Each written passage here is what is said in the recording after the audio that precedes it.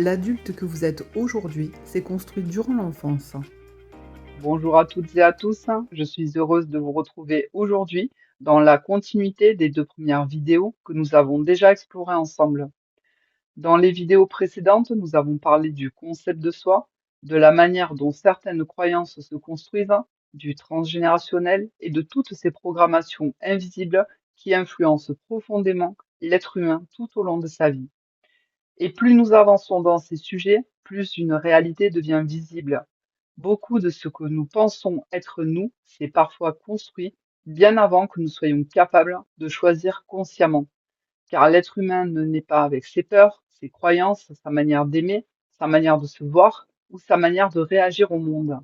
Une immense partie de cela s'apprend. Et très souvent, cela commence dès l'enfance. Et si ces sujets résonnent profondément en vous et que vous ressentez le besoin d'aller plus loin dans votre compréhension intérieure, je propose également des accompagnements autour de la conscience de soi, de la reprogrammation intérieure, du développement personnel et de la compréhension émotionnelle.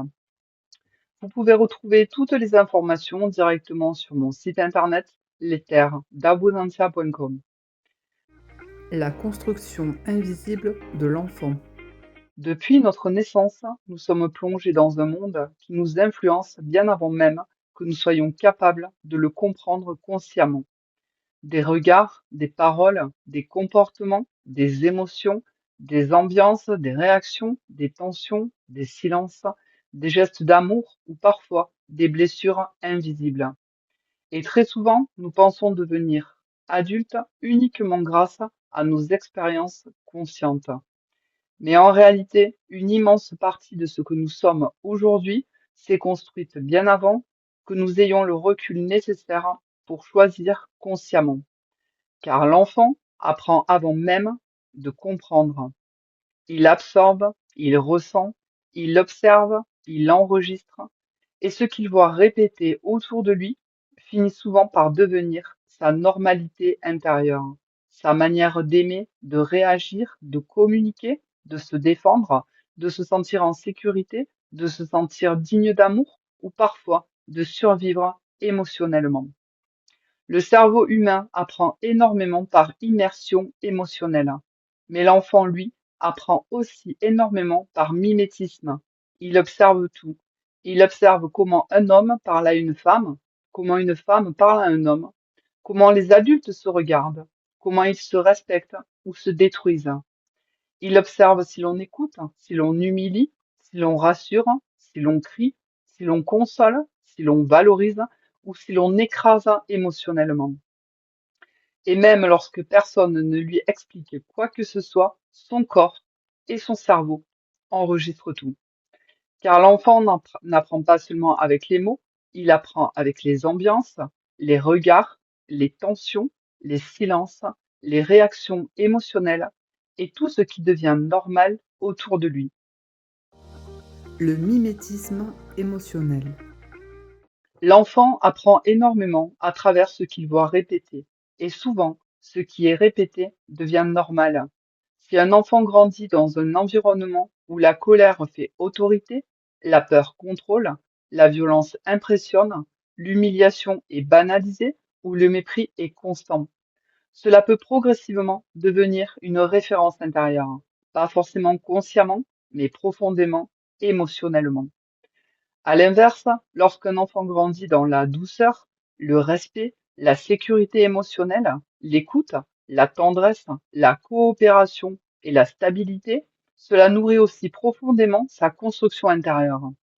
Car l'enfant ne regarde pas seulement ce que les adultes disent, il regarde surtout comment ils vivent, comment ils réagissent, comment ils aiment, comment ils gèrent les conflits et comment ils traitent les autres. Les ambiances émotionnelles. L'enfant apprend aussi avec les ambiances, les cris, les tensions, les silences lourds, les disputes, les peurs, les regards, les gestes, les changements de ton, les réactions imprévisibles. Même lorsque aucun mot n'est prononcé, le système nerveux de l'enfant ressent énormément de choses. Et lorsqu'un enfant grandit dans un environnement instable émotionnellement, son corps apprend progressivement à rester en état d'alerte, à surveiller, à anticiper, à observer les réactions des autres, à sentir les tensions avant même qu'elles explosent. Certains enfants deviennent alors hyper vigilants. Ils apprennent à marcher sur des œufs, à se faire petits, à ne pas déranger, à surveiller les émotions des autres ou à s'adapter constamment pour tenter de rester en sécurité. Et souvent plus tard, ces mécanismes deviennent automatiques chez l'adulte. La violence et ses conséquences. Lorsqu'un enfant grandit dans les humiliations, les menaces, la violence verbale, la violence psychologique, les insultes, les rapports de domination ou les violences physiques, cela laisse des traces profondes. Car même lorsqu'un enfant ne comprend pas encore mentalement ce qu'il vit, son corps, lui, enregistre tout. Le système nerveux apprend alors la peur, l'insécurité, la méfiance, la survie émotionnelle et parfois même l'idée que l'amour peut faire souffrir. Et ce qui devient familier durant l'enfance peut inconsciemment être recherché, accepté ou reproduit plus tard. Non pas parce que l'être humain aime souffrir, mais parce que le cerveau humain confond souvent ce qui est sain avec ce qui lui est familier. Alors, certains adultes continuent plus tard à avoir peur du conflit, à accepter l'inacceptable, à rechercher constamment la validation ou à se couper de leurs émotions ou à vivre dans une insécurité intérieure permanente. Et souvent, ils pensent simplement je suis comme ça, alors qu'en réalité, une partie de leur réaction s'est construite dans un environnement où ils ont dû apprendre à survivre émotionnellement. Les phrases répétées. L'enfant apprend aussi énormément à travers les phrases qu'il entend répéter quotidiennement, car certaines paroles finissent par devenir des croyances intérieures, surtout lorsqu'elles sont répétées encore et encore durant les années où l'enfant construit sa perception de lui-même. Des phrases comme arrête de pleurer, sois fort, tu es trop sensible, tu fais toujours tout mal, tu n'es jamais assez, tu exagères, tu es un incapable, peuvent sembler anodines pour l'adulte, mais pour un enfant, elles peuvent progressivement devenir une vérité intérieure. Car l'enfant ne possède pas encore le recul nécessaire pour remettre profondément en question ce qu'il entend sur lui-même. Alors il finit parfois par croire qu'il dérange, qu'il est de trop, qu'il doit cacher ses émotions, qu'il doit être parfait pour être aimé, ou qu'il n'a pas de valeur naturellement. Et certaines de ces phrases continuent parfois de vivre intérieurement chez l'adulte, des années plus tard, sous forme de peur, de doute, de culpabilité, de honte, de perfectionnisme ou d'une voix intérieure extrêmement dure envers soi-même. L'amour conditionnel. Certains enfants grandissent dans des environnements où l'amour semble conditionnel, conditionnel au résultat, conditionnel au comportement, conditionnel au fait d'être sage, conditionnel au fait de ne pas déranger, conditionnel au fait de correspondre à ce que l'on attend d'eux. Alors certains enfants commencent très tôt à croire qu'ils doivent mériter l'amour, mériter leur place, mériter l'attention, mériter la reconnaissance. Et cela influence ensuite profondément leurs relations, leur confiance, leur rapport à eux-mêmes et parfois même leur capacité à se sentir naturellement dignes d'être aimés. Le regard parental. Le regard d'un parent devient souvent un miroir intérieur. Un enfant qui grandit en se sentant écouté, respecté, valorisé, encouragé et émotionnellement en sécurité ne développera pas le même rapport à lui-même qu'un enfant constamment critiqué, comparé, ignoré, rabaissé ou humilié. Car la manière dont un enfant est regardé finit souvent par devenir la manière dont il apprendra plus tard à se regarder lui-même. Le corps et le système nerveux.